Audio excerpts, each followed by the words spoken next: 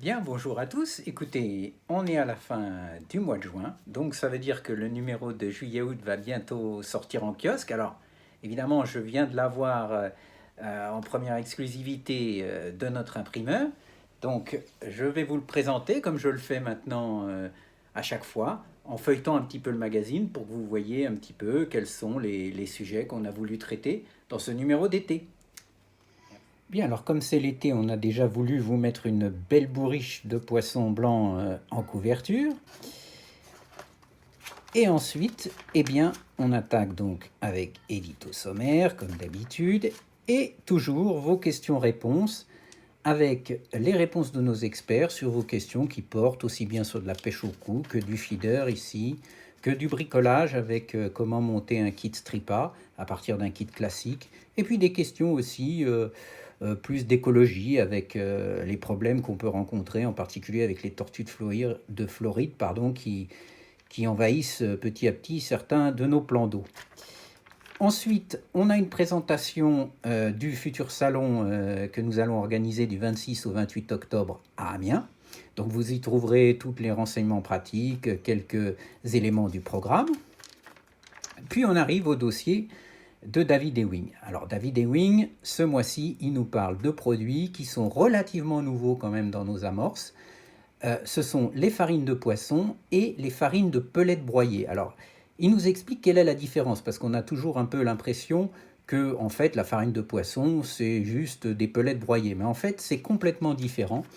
Et il va rentrer dans le menu détail de ces différents composants en nous expliquant comment ils sont fabriqués, à partir de quel type de poisson, quels sont les ingrédients, comment les utiliser. Enfin, comme toujours avec David, des éléments très précis avec les taux de protéines, etc.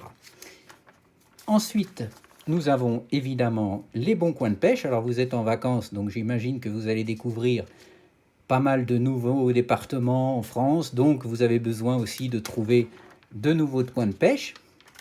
Donc vous aurez tous les renseignements pratiques sur les profondeurs, les types de poissons qu'on peut trouver, les plans d'eau privés si c'est le type de pêche que vous préférez. Puis on arrive à la partie des articles techniques.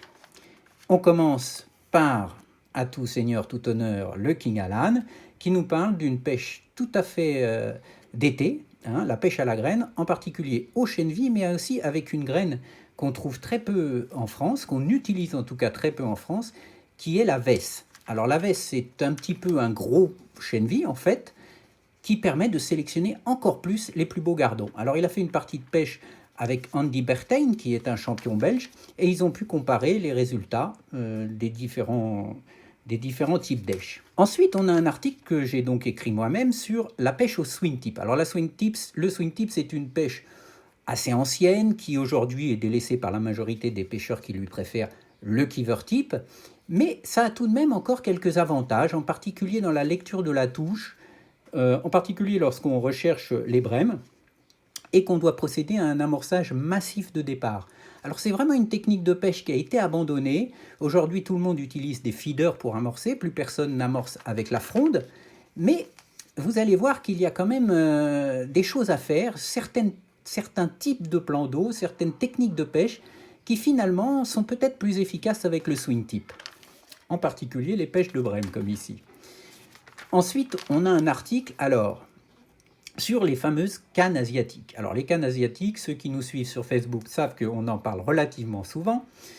Ce sont donc des cannes télescopiques en carbone, elles ne sont pas en fibre de verre comme on l'entend souvent, mais avec une solidité absolument hallucinante. On voit des vidéos sur Facebook avec des gens qui attrapent des poissons, comme ici, vous voyez, des énormes poissons de 30-40 kilos avec des cannes télescopiques sans élastique, sans moulinet. Donc c'est une technique qui est en train de se développer en France et on a voulu faire un petit peu le tour de la question, en parlant évidemment des cannes, mais aussi des flotteurs, des types de montage, et surtout dans quelles conditions on peut les utiliser, parce que ce n'est pas forcément que pour la pêche des énormes poissons, ça peut aussi être très intéressant pour pêcher des brèmes, des carpeaux, etc. Ensuite, on a un dossier sur les vers, parce qu'on se rend compte que beaucoup de gens ne connaissent pas tous les vers qu'on peut utiliser dans la pêche au cou. Alors évidemment, on connaît le ver de terreau, éventuellement les dendros et les lombriques, mais est-ce qu'on sait vraiment les différencier? Est-ce qu'on sait vraiment quand il faut utiliser l'un plutôt que l'autre?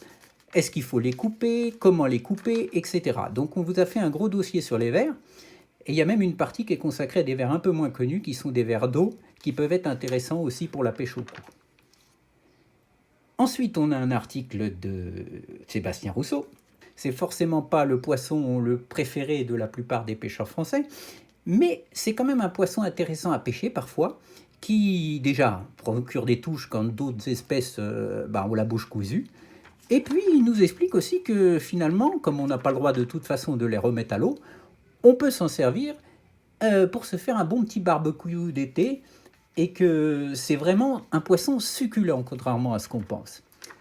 Ensuite, on est allé faire un petit tour à Amiens, sur le parcours qui accueillera la grande compétition internationale qu'on va organiser pendant notre salon, qui s'appellera Star Wars, puisqu'il n'y aura que des stars qui vont pêcher. Et donc ce parcours est en plein centre-ville d'Amiens. Donc on est allé pêcher là avec Romain Foiratier et Pascal Newstead pour tester le parcours. Alors vous allez voir, il y a évidemment la présentation du parcours, mais les techniques qu'ils ont utilisées, les appâts, etc. Ensuite, on a la partie matérielle, donc avec les tests de matériel en détail, les présentations des dernières nouveautés, la panoplie qui concerne ici une pêche tout à fait d'été qui est la pêche au blé, et puis un gros dossier qui est sur les pattes à gros poissons et à carpe en particulier, mais aussi d'autres espèces de poissons blancs, voire des esturgeons ou même des silures. Alors on trouve de plus en plus de pattes en France, il y a beaucoup de fabricants, mais pour qu'une pâte soit efficace, il faut savoir la mouiller, il faut savoir l'utiliser à bon escient, en fonction de la profondeur, de la taille des poissons recherchés, de leur densité, etc. Donc on a fait des tests, non seulement en analysant la valeur nutritive, la granulométrie des pâtes, mais aussi en les plongeant, en faisant des petites boulettes et en les plongeant dans des petits verres d'eau, et en regardant comment elles travaillent au bout de 3 minutes. Comme ça, on peut comparer un petit peu l'action de ces différentes pâtes. Donc là, vous avez un dossier vraiment complet avec la plupart des pâtes qu'on peut trouver dans le commerce. Ensuite, on a donc l'article spécimen de Christian Monget qui nous parle de l'amour blanc. Alors c'est un poisson d'importation, puisque c'est un poisson asiatique qu'on trouve dans nos eaux de plus en plus quand même, dans pas mal de plans d'eau fermés, puisqu'il est interdit de le remettre dans le domaine public. Mais c'est un poisson particulièrement intéressant à pêcher, assez spécial parce qu'évidemment il a un régime alimentaire très différent des autres espèces. Comme on peut le voir, les appâts pour le prendre sont végétaux, puisque c'est un poisson qui se nourrit principalement d'herbes. Et c'est surtout un poisson qui peut atteindre des poids records, puisque le record de France est au-delà de 35 kg, et qui a un combat, une défense vraiment magnifique. Et puis on termine par notre rubrique Pêche d'antan, qui est consacrée à l'essence d'Orient, un produit assez spécial qui était utilisé au XIXe siècle et qui était issu des écailles d'ablette et qui servait en fait à recouvrir des billes de verre pour les faire ressembler à de véritables perles naturelles. Alors on nous explique, à partir d'un texte de 1822, comment ce produit était produit et utilisé à l'époque. Voilà, écoutez, j'espère que vous prendrez plaisir à consulter ce prochain numéro d'InfoPêche qui sera donc en vente à la fin du mois de juin. À très bientôt, merci à vous.